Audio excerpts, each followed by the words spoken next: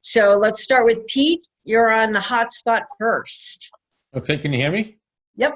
Okay, how you doing? My name is Peter Governale. I'm a partner with the Rosé brand. It's actually a wine company. Our big brand is called Notorious Pink Rosé, and we have a red and a white line as well. It's a French product. So the business is about 6 years old. The wine is about 5.5 years old. So we're at a point now where we think we have to consider options for potentially looking into people who might want to acquire us or vice versa. But during these times that have come upon us with the virus, it's a little bit changed because everything has changed. So I want to see what everyone has to say and see where we can go with it. Terrific. Gilbert, want to give us a high-level view? Absolutely. Gilbert Abraham, I own a company called AGM. We specialize on LinkedIn advertising. I've been in business for 6.5 years, work with over 500 companies in 14 countries, and just want to learn the space, potentially acquire others or be acquired. So I'm just here to learn. I'm a sponge. Great. Andrew?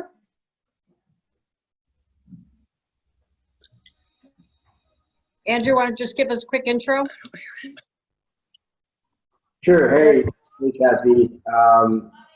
So I did miss kind of the beginning of this, but basically I've been doing a lot of investment immigration for about 8 years and import-export for all kinds of products. Obviously, today's world, PPE is the main focus. Everyone kind of shifted that way.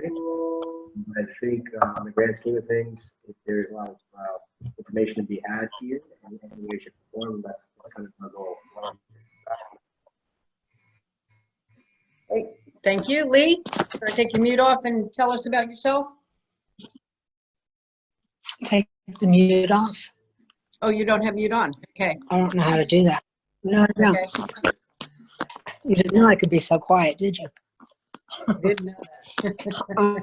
I'm Lee Rupin. I have a 501c3 rescue for animals. It's called Rising Dove Rescue. We are trying to reorganize and reshift our focus more to Texas. We had been pulling and rescuing dogs all over the country, kind of specializing in hard to place dogs, bonded pairs, those that had been injured that needed medical rehab, and seniors, yeah. And we're hoping to get sparked up for some new ideas and figure out how we can get this thing rolling again. Perfect. I have a background in real estate also. Did a lot of investing in real estate, so. Great, thanks. Joe Charles? Yes, how are you? Great. Want to just give us a high-level view of who you are, your background? Sure. I've worked in the past 12 years with basically emerging startup organizations, primarily from the HR perspective, helping them in terms of set up capabilities with dropping in medical benefit programs, HR compliance, and et cetera. So exciting to be invited. Thank you for the opportunity and look forward to the presentation. Great, thanks, Joe. Jeff Appleman. Yeah, hi, good evening, everybody. Thanks, Kathy, for hosting this event. Really appreciate it. I'm a director with CFO Consulting Partners, and I'm focusing on manufacturing and other business service kind of businesses, and clients generally hire us to generally fix problems. We're a part-time CFO organization, fractional CFO organization, and we help clients in the small to mid-size. Thank you. Terrific. Teresa, want to introduce yourself at a high level? Yes, I'm here. Great. Hi, how are you? Good. Tell us who you are. Teresa Maston. I'm with Rising Dove Rescue. I'm also an aerospace engineer by trade. I am interested in all types of real estate, investments, things like that. And I'm here to learn. Terrific. Nick, thanks for coming in. Hello. Give us high-level intro, just who you are, what you're working on. Sure. So my name is Nick Rubino. I'm a consulting manager at Strategy Leaders, Inc. We work with small to mid-sized businesses on a business owner development program to help them grow over the course of 3 to 5 years. Some things that I'm working on right now. We're working on a new product for the PPP. It's a loan calculator. So we're trying to get that out to small businesses to make sure that they get 100% forgiveness on their loans. We're also working very highly on business valuations right now, just so owners have an understanding of what they're worth. Terrific. Thanks. All right, we're going to get started. We have a few more people. Hopefully we'll pop on. I think we're going to see about 3 people. So I'm Kathy Boyle. I'm president of Chapin Hill Advisors. My core business is planning. So we do financial planning, business planning, life planning, estate planning. My core focus is succession planning for family-owned businesses, where we merge all of those things, and I like to come in early.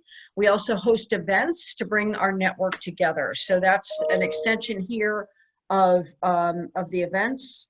And we're moving to Zoom, obviously, because of the COVID, but hopefully we'll be coming live starting in June, and our May event is being moved to September.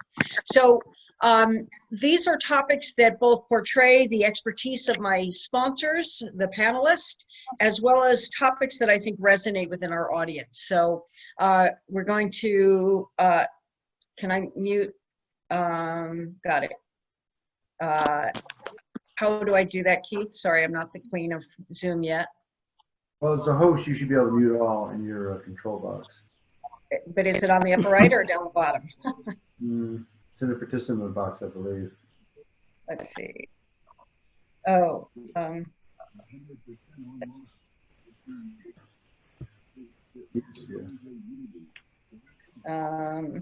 know I saw it. Sorry. Does anybody else, Nick, are you better on Zoom?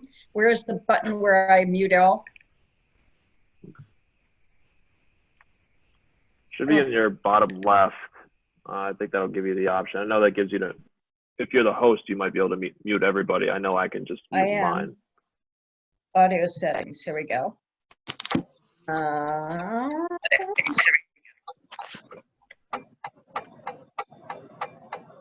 I do not see it. So can I ask you a favor? Could everybody just mute themselves until I call on you? And then we'll mimic the, we'll minimize the background noise. Thanks. So I'm going to start with the panelists one at a time with an introduction to each of their bios and then a question and answer format. We can move it back and forth. We'll have room for questions. So if you have questions, you can put them in the chat. We actually have a small enough group that we can have this interactive. So I'll be happy to take your questions. If you can hold the questions till the end, unless it's very pertinent to the guest, that would be great. So we're going to start with Dennis. Dennis O'Rourke is on, well, I guess he shows up in different places everywhere, so I shouldn't say he's on my upper left. Dennis is a partner at Moritt Hock Hamroff LLP, where he serves as chair of the firm's corporate and securities practice group. Dennis has over 20 years of experience in handling all facets of complex mergers, acquisitions, securities offerings, corporate transactions, and general counsel matters. He provides corporate advice to business owners, public, private companies, structuring, negotiating sophisticated sales, purchase of businesses, as well as capital raises and joint ventures. So Dennis, let's just talk about the big picture in terms of what you're seeing. You're busy, you're doing what? Well, the deals that are going forward are kind of fall into a couple of buckets. It's 2 shareholders who didn't get along, who finally have realized they need to separate. I have 1 deal that's going forward that stems from a litigation where 2 parties were suing each other, and now they've decided to do a transaction since the courts are closed. Certainly, we have a couple of transactions where there are older owners in their 60s or 70s who have been on the fence about selling, who have finally decided to sell, and we have a couple of transactions where actually companies are doing better as a result of the virus, and they've decided to go to market. That's what's going forward. What's on hold is really anything where there's a public company, strategic or private equity buyer, where we're not past due diligence yet, or we're in due diligence. Those deals are on hold, although 2 or 3 of them in the last couple of weeks have come back to life, and we've at least got them on the calendar, got timelines back down. I'm sure there'll be discussions about valuations going forward, but they're at least back on the calendar. We haven't had any deals that have been called off as in it's not going to happen. So that's all good news. I mean, I think out there, my marketing people, everybody loves statistics, so stay home when you can. I think there's maybe Keith or Ron could jump in on this when it's their turn, but I think there's $800 billion in private equity or venture capital money out there that needs to be deployed. So it's going to be deployed, right? Those funds are not giving the money back. The way these funds work is either the principals of the fund invest the money, or they give it back to the investors if it's not deployed by a certain date. Highly unlikely anyone's giving money back. Much more likely that the money is deployed as soon as we kind of hit the start button again. Got it.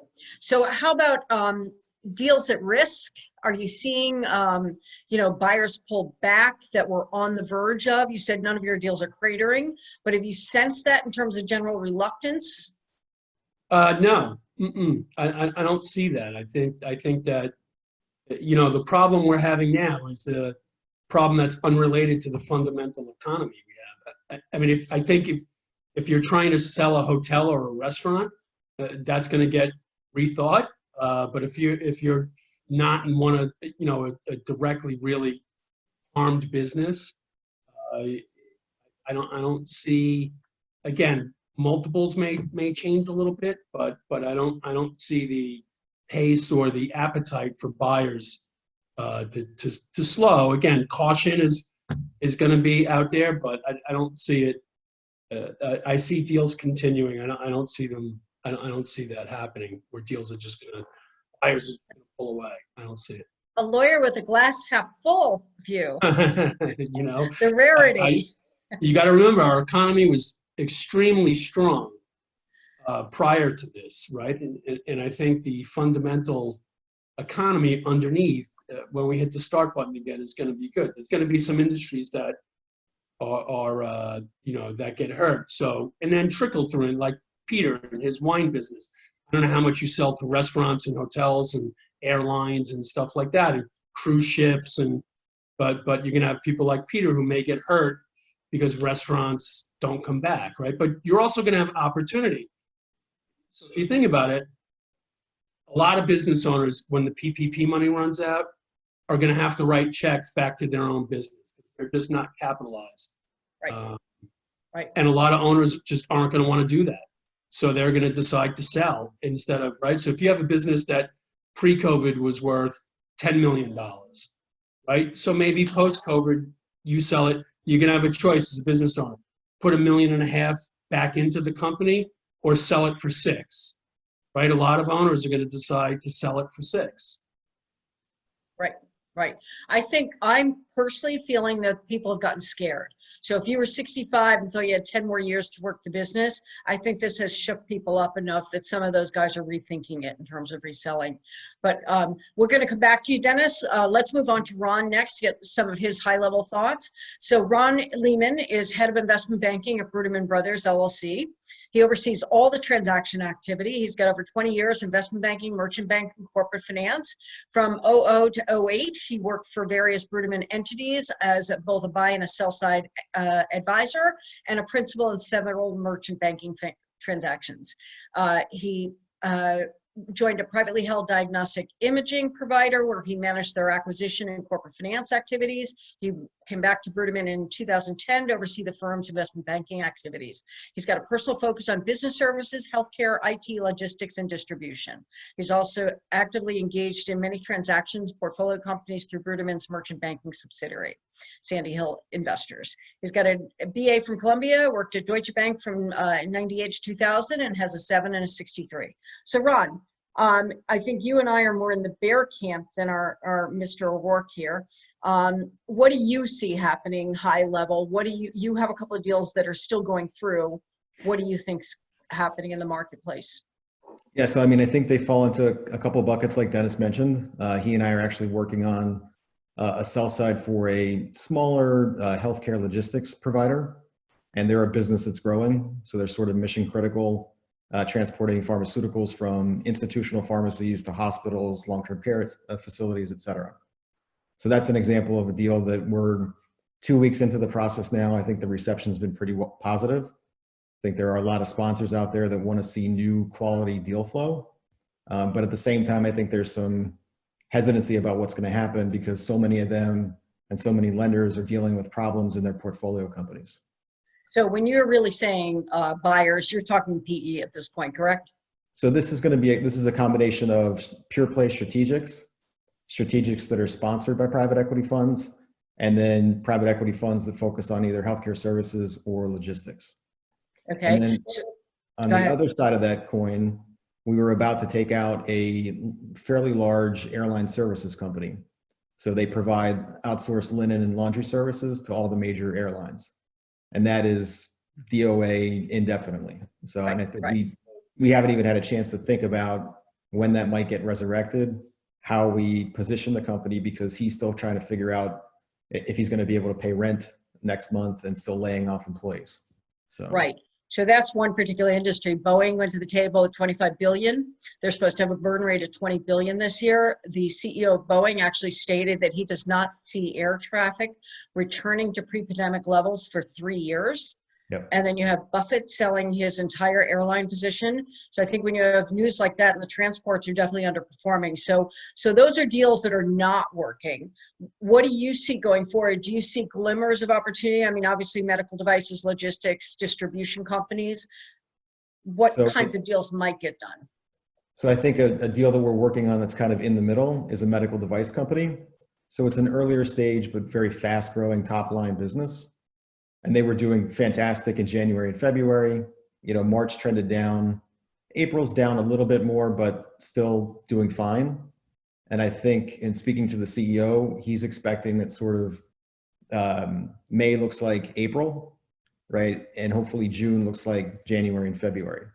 So we're planning to get started on that deal this month, hopefully be in the market mid-June, and have a chance to see, you know, as we get through the process, kind of hope that the historical performance comes back to kind of pre-crisis levels. And it's just a function of their product is next generation. It's really well received, but not all of their sales reps can get to all the places that they need to sell because they're selling into the VA hospital system, workers' comp clinics. So it's a little bit of a wait and see, but we think that one bounces back certainly faster than the airline services company. Right. But do you think the multiple will be affected? So I think there's two things that we've seen discussed. You know, we deal with basically $5 to $12 million EBITDA companies. The lenders that we're speaking to that service those types of deals have basically said, yes, leverage is coming in. So if you could kind of max lever at 4.25, that's coming down to 3 or 3.25. They're not going to make any adjustments for COVID related items. It's going to be on a pure finance and a pure TTM basis. So whatever your trailing 12-month numbers are, that's the leverage. They're going to apply those leverage multiples to that number.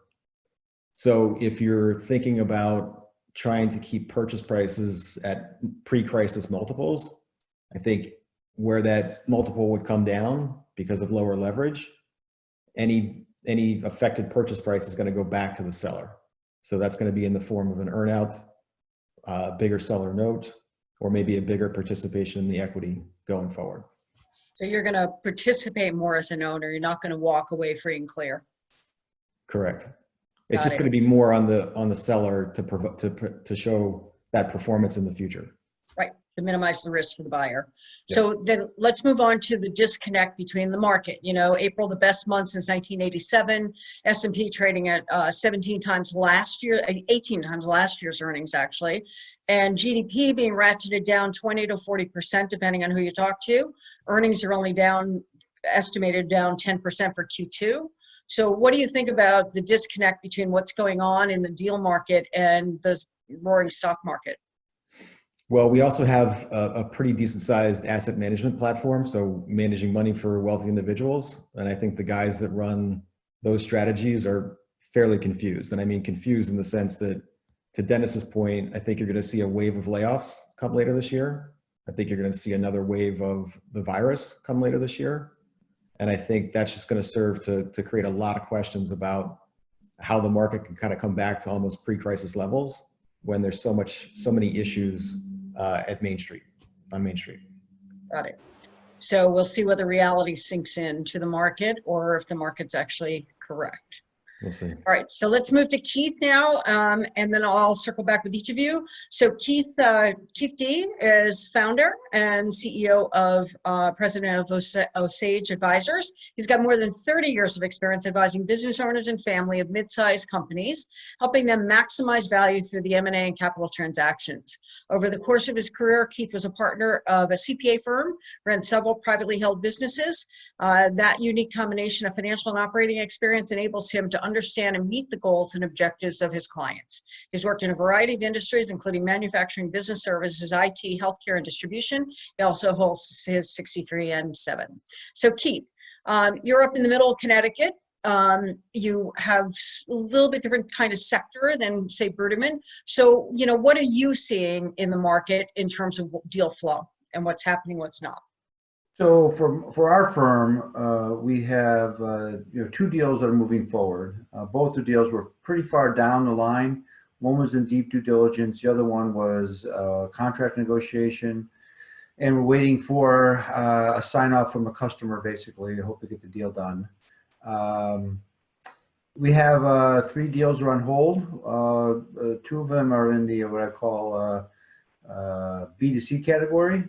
One deals with high-end fireplaces that go into restaurants and hotels and very high-end homes. That one's kind of sitting on the sidelines. And so, it's slowed dramatically. Although that being said, within the last week, the phone has picked up a significant number of phone calls coming in. Typically, our clients are older owners looking to sell, and they're looking for a path forward through that process. So we're having several discussions going on with clients, one in chemical distribution, who, and these companies have all kind of pivoted during the COVID to maintain their revenue levels. So they were able to they have the ingredients to make hand sanitizer. So they made 55-gallon drums of hand sanitizer all month in April, had the best month ever. We have a company that's a niche manufacturer of corrugated boxes.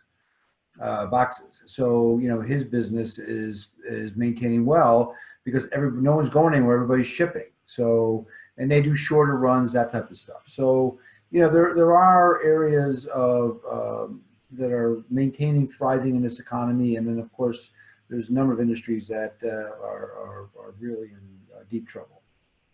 Okay, let's move on to the supply chain. You had given us one example of a company that had one little part coming from Malaysia. It was only a 10-cent part, but very critical. So what do you think? They were able to solve that issue, but do you think that some deals are going to get caught up in the issue of the supply chain being either backlogged or the anti-China sentiment or just lack of availability? Well, I think certainly it's going to be an issue moving forward, definitely short term, probably long term. But I also think it's an opportunity. For typically our clients that we work with are usually niche players in their industry, and they're like the backstop for major corporations that they want to keep some of the supply products based here in the U.S. So, for example, we have an electronics company we sold where you didn't think circuit boards. You wouldn't think circuit boards would be manufactured in the U.S., but several of the customers wanted to have at least a supply of enough circuit boards in case the supply got disrupted. Well, the supply got really disrupted. So I think you're going to see a lot of companies rethink their whole supply chain strategy and look to strengthen it. And I think you're going to start seeing more than 20%, maybe not 100%, but maybe 30, 40% of that business coming back to the U.S. And the kind of clients we work with. So even though they may lose some customers because they didn't make it, they should be able to pick up some additional business with additional orders of people trying to protect their product sourcing. Got it. Yeah, I have a company that he just purchased a pet products company and they're manufacturing in China, and for many, many reasons, he wants to source in Latin America. And, I did some due diligence for him and said, look, it's going to be a 30% increase.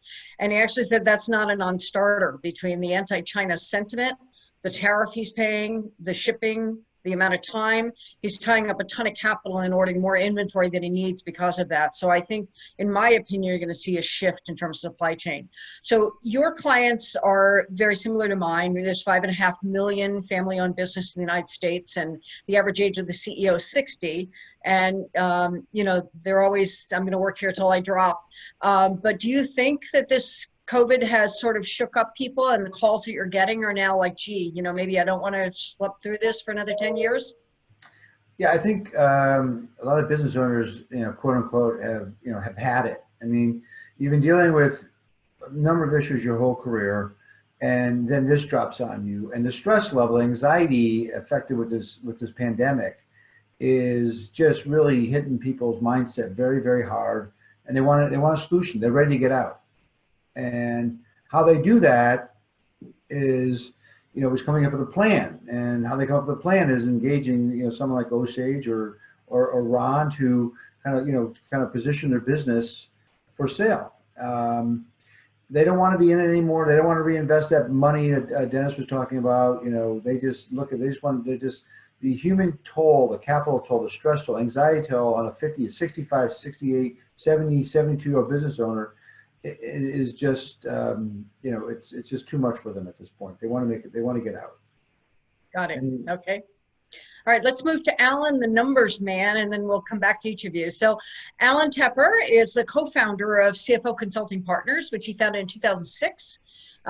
They work with boards, CEOs, CFOs to improve the profitability and growth of their companies and enhance internal controls. Some of their services are interim or part-time fractional CFO. They come in as financial management consultant. Some of their work is around mergers and acquisition, due diligence, M&A post-merger integration. And they make an impactful presentation to boards and executive management on approaches to improving profitability, growth, implementing control, planning, and analysis process. Ron also came out of being a CFO for a financial services firm and originally started as a CPA. So, Allan, I'm sorry, Allan, not Ron, sorry. Allan, what are you seeing in terms of, pushback, deals that are not happening? Where are you seeing activity? Where are you seeing lulls? So anything that's deal related that is kind of in the early stages, that's been put on hold. That's what we're seeing. We're seeing some of our companies start to do relatively well in this coronavirus period. There's a clean air manufacturer that can kill bacteria and viruses. They seem to be growing nicely now. There's an event management company that actually Jeff is working on. They're in the final stages of a sale process. We were helping them get their books in order, working with the investment banker, quality of earnings, but they're doing very well. I mean, it's an event management company. People have to be together, but they're not. That's traditional model, but people can't get together today, so they're doing it with Zoom and other types of technology, and they seem to be doing very, very well. Their valuations may have even increased a little bit because of this, which is kind of amazing. A lot of our work has been and hopefully will continue to be with community banks. So that's doing community banks. They're busy and they're highly regulated, so they have to do things. If something happens, they have to address it. We deal with about a third of our clients are SEC related companies, so you still got to file the Qs and the Ks, and you got to do all that accounting stuff. So there's work there. But as I said, on the deal side, early deal stuff that just has dropped away. So it's dead in the water. How about private equity firms? You work with a fair number of them. Are you seeing them concerned about their portfolio companies, readdressing, or any of them asking you to go in and make sure the numbers are real? You know, that's a good question. We haven't been asked by the private equity to see if the numbers are real. I think the private equity companies they're very concerned about the cash of their clients. But we haven't, you know, personally, we haven't seen any pickup in activity from private equity at all.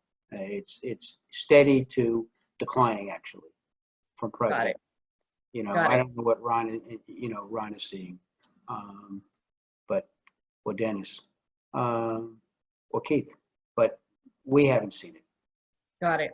And so in your opinion, going forward, do you think banks are going to be more hesitant since you do have the community banks as one sector? Do you think that some people are more concerned about doing a deal, less able to take a risk? I think,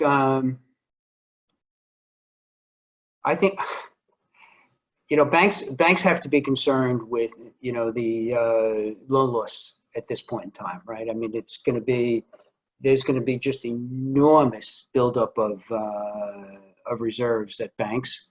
I think banks are going to have to get be very cautious. A lot of banks in the U.S., as everybody knows, are pretty well capitalized. I think they can handle this. At this point, they can handle what's going on, and it doesn't look like we're going to get any sort of bailout, or they need any sort of bailout from the government, not like last time.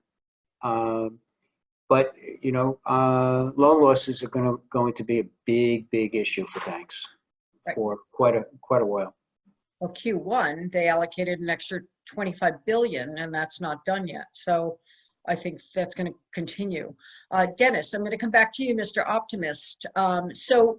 I've heard from other attorneys in your sector that they're spending more time working with the banks on, if they work representing the banks, they're easing the covenants, doing interest only on some of the loans. One of my lawyers actually said to me, he goes, look, we all know that some of these businesses are going to go out of business. Certain sectors like auto hit really hard. Anything to do with housing, I think mortgages are going to get hit because of the housing market. Restaurants, I think some of them are not going to survive.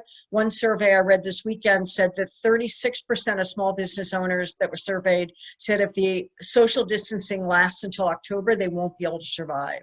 So, you know, what's your take on some of those industries and workouts, et cetera, even though you're not doing them per se? Yeah, I mean, our lending people are busier than ever with exactly what you said. So, excuse me, when this first hit, it was a lot of companies, quite honestly, looking to draw on their availability to get the money while it was still around. The problem we had in 2008 was that banks stopped lending. Hopefully, the powers that be have learned that the fundamental driver of our economy, regardless if you're on the M&A side, the equity side, or the debt side, banks lending money is what keeps the economy going. So you're definitely going to see defaults go up. You're definitely going to see workouts and forbearances and all of those things. And I think the key is going to be, though, for banks to keep lending. And I think in order for that to happen, as you've kind of seen with a lot of the PPP stuff, which will be a precursor, I think, to what's going to come, is the government's going to buy the loans, right? The government's going to guarantee the loans. We just have to keep lending money, making good, you know, credit decisions and good underwriting choices. But banks have to keep lending money. It's what drives our economy. I mean, what happens in the restaurant business and the commercial real estate business? There's no doubt there's going to be some sectors that are going to get crushed. I mean, it's inevitable. I don't see how a person that owns 1 to 5 hotels, I don't see how they make it through this. I don't see how they make it through it. Maybe they can, but it's going to be difficult. Got it, especially if they have leverage. So final words of wisdom for someone who's thinking of selling their company, what would you recommend? What would you say as a broad statement? I think Ron hit on it a little bit earlier. get used to, you know, people like myself, and even whether you're representing buyers or sellers as lawyers, and I'm sure the bankers would agree with me, we spent years trying to get away from earnouts because they're just so problematic, but they are back. They are going to be back because sellers are going to want the old valuations, buyers are going to want a new kind of valuation, and the way to bridge that gap is with some type of performance-based purchase price. And so I wouldn't hesitate to sell, but you need good advice on, a seller has to get good advice on what the new world is going to look like, which is going to be, you're not going to get 90% upfront anymore, right? So maybe you'll get 2/3 upfront. Like Ron said, maybe instead of selling the whole business, you're going to have a bigger piece of rollover equity that goes into the new deal. And you're going to have to live with a performance-based purchase price, a big piece of it. Right. I mean, one of the mistakes I see business owners make is that they have 1 or 2 good years and they are under the false impression that the buyer is not well informed and they think they're going to get a multiple based on that business. So I think this is going to make people really, the stress that Keith was talking about, they're not going to be able to walk away and live in the Bahamas. You know, they're going to have to participate. They're going to have to make the business work. They have to deal with employees coming back, etc. So thanks, Dennis. I'm going to move on to Ron for some thoughts. Let's follow up on that distress comment. So, you know, obviously renters are protected in New York State and I believe Connecticut. I think most states have prevented landlords from evicting tenants if they're not paying rent, and estimates are as high as 44% of New Yorkers cannot afford to pay rent. And so if you're even a large landlord without that rent roll, what do you think, is that going to be a distressed opportunity in terms of some of the big fund guys that are building up cash? For sure. I mean, you saw it over the weekend. I think Apollo and some of the other mega funds are raising capital for just that. Even on the lending side, the conversations I've had with certain lenders are that, and this may cause an issue for larger deals in terms of the capital availability, where some of these bigger debt funds are raising capital or allocating capital to buy distressed debt of other companies, as opposed to funding new deals, because they can get what appear to be a decent or good quality company's debt at 60 or 70 or 50 cents on the dollar. And some of those opportunities are going to make more sense than investing in a company that might be struggling now or the future is a little bit opaque. And how about deals that you think, obviously we talked about some of the ones, but in terms of sectors where people might be able to get a decent price, want to pick out a few? Certainly we touched on healthcare services. I think you're seeing strong performance in the IT sector generally, you know, whether it's Microsoft or Google or Zoom, right? And then I think, you know, Dennis has touched on it, I've touched on it, anything related to travel, leisure, lodging is going to be in for a tough ride. And then there are going to be companies in the middle, like the med device one I touched on, where good performance going into this, you know, slight bump in the road for a couple months, but then they'll bounce back because there's just pent up demand. And I think even if you drill down into healthcare services as an example, things like primary care, autism care, anything where the service isn't going to be recouped might be hurt a little bit, but things like diagnostic imaging, cancer treatment, those folks, there's going to be a pent up service that needs to be relieved and delivered. And you're going to see certain of those healthcare service-based, center-based companies opening Saturdays and Sundays to relieve the demand that was pent up for people that have to get those services done, and they're not going to be just missed. Got it. And final words of wisdom? I think on Dennis's point, if folks are out there and they're thinking about, you know, transacting or doing something with their business, to talk to an advisor. You know, make sure you've got some experienced folks both on the M&A side and the legal side. It'll help you get a better sense for the market, what's not market, and get you through a process more quickly with less expense. Good advice, thanks. Yeah, it's amazing how many people, Keith knows this one well, but I had a wine company that I started to work with, and unfortunately he did not pay me at the table as I usually do. And a week later he said, oh, I found a buyer, and he's losing money. And as Keith and I have talked about, one buyer is good for no buyer. So I think your words there of making sure that you have the right legal team, the right M&A advisor to be able to help you solicit multiple bids and negotiate with the buyers is critical. So thanks, Ron. I'm going to move to Keith with a follow-up on that. So you and I have talked wine a couple of times in the last few weeks. You actually have a company that you may be engaged with who's actually looking to make acquisitions in the wine space. Do you think that's unusual? Do you think that's a one-off? Do you think that industry is going to get hit overall? Well, the company is some senior experienced industry executives.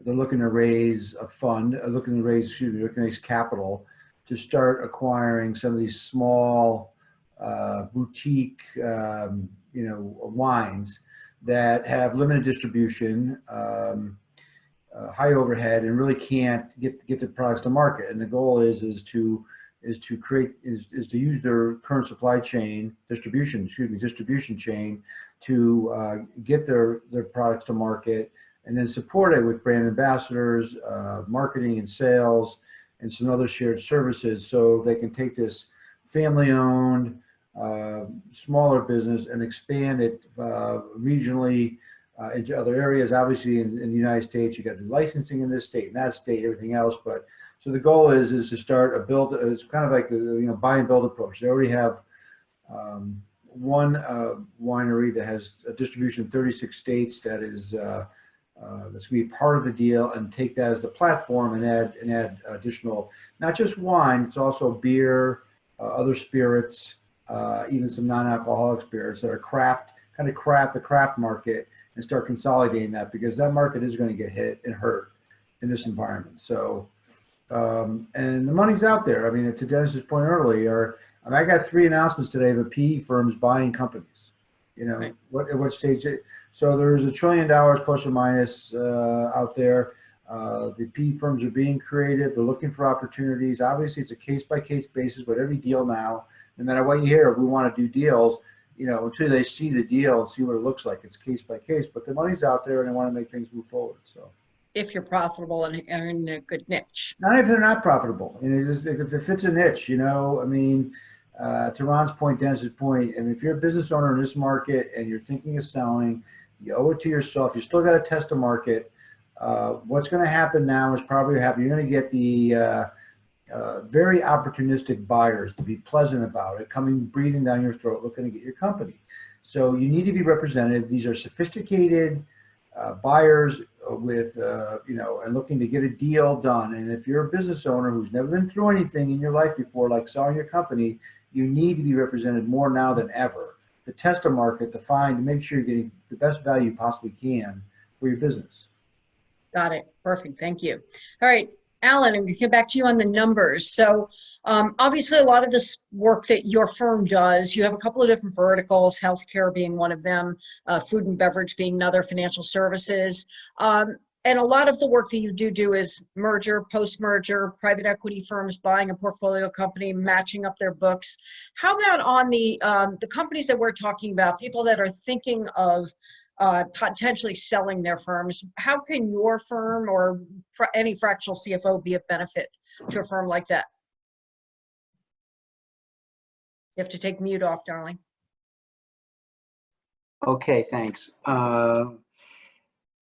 So if you're thinking of selling your company, what is the one thing that the buyer is going to really want to know about your company? And that is, the buyer's going to want to know your numbers. And they're going to want to know your numbers every month or every quarter. And they're going to want to know that your numbers are right. And so if you're thinking of selling and you don't have your numbers really, really locked down, and you know what you're doing, and they come out the first time correctly, you need a firm like ours.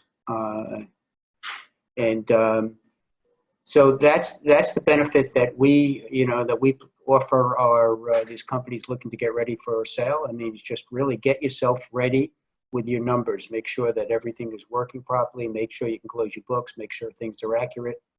And we worked very closely with attorneys. We worked very closely with investment bankers during that whole process, and outside accountants. Okay. And give us your words of wisdom. What do you think is the best advice you can give to somebody right now? Quite frankly, I think if you can hold on to, if you're thinking of selling and you can hold your business for another couple of years, hold your business. If you can do it, do it. If you can't, now then just get the best deal you can. Make sure that you don't make a mistake. Make sure you have a good investment banker, a good attorney, a good outside accountant. But if you're in good health and you could see your way through for another couple of years, your fortunes may improve dramatically in a couple of years, even a year. Perfect. All right, thanks. I think you have to hop. It's 5:19, so feel free to leave if you have to. And I'm working on a startup that's a niche in the fashion industry, and there was a company that ran for 45 years, no numbers. So we have no history to go with. The sales were written on the back seat of the pants, so to speak. So I'd like to now turn it to, so thanks to all the panelists. I'd like to turn it to the audience. Does anybody have some specific questions for anybody? And if so, you can put it in chat or raise your hand. I'll call on you. Anybody? Pete, any questions in the wine industry? No, he doesn't want to go forward. Okay. Gilbert, you have a growing company. You thought it was great. Okay. All right, wonderful. Well, thanks so much. Thanks to the audience. This has been taped. We'll edit it. We're going to put it in slices. It'll be up on a YouTube channel. We'll send it out so you can share it if you'd like and listen to it again. So thanks very much for coming, and appreciate you turning in. Thank you. Thank you. Thanks, Kathy.